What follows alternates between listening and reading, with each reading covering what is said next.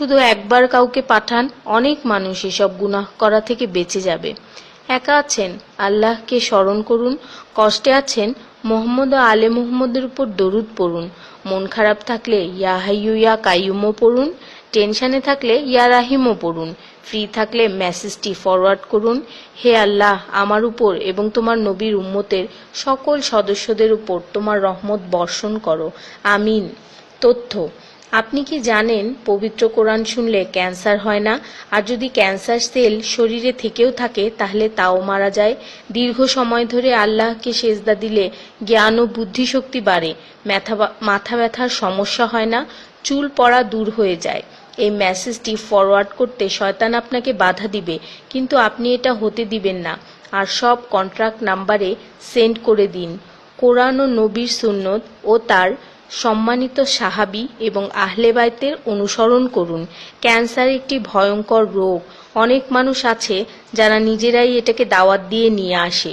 ছোট অথচ সাধারণ কিছু পদক্ষেপ গ্রহণ করলেই এই রোগ থেকে বাঁচা যায়। বেশিরভাগ মানুষ খাবারের পরপরই পানি পান করে নেয়। খাবারের পর পানি পান করলে রক্তে বিদ্যমান ক্যান্সারের জীবাণু থেকে তৈরি হওয়া ক্যান্সার সেলগুলোকে অক্সিজেন সরবরাহ করে।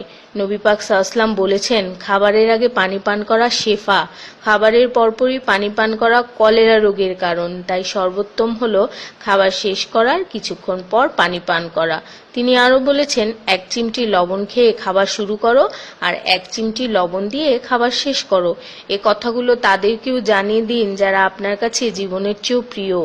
যদি কোনো ব্যক্তি ঘুমানোর সময় 21 বার বিসমিল্লাহির রহমানির রহিম পড়ে, আল্লাহ তখন ফেরেশতাদেরকে হুকুম দেন এই ব্যক্তির প্রতিটি নিঃশ্বাসের বদলে নেকি লেখা হোক।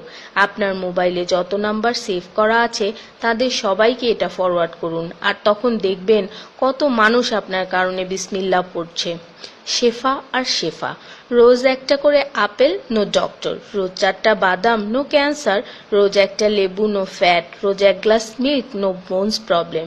রোজ 12 গ্লাস পানি, নো স্কিন প্রবলেম। রোজ 4টা খেজুর, নো উইকনেস। রোজ 5 ওয়াক্ত নামাজ, নো টেনশন। রোজ কোরআন অর্থসহ তেলাওয়াত, happy and happy. So don't stop forward please. স্কিনের জন্য অজুর পানি, হার্টের জন্য কোরআন তেলাওয়াত, স্বাস্থ্যের জন্য নামাজ, আর খুশি থাকার জন্য আল্লাহর জিকির করুন।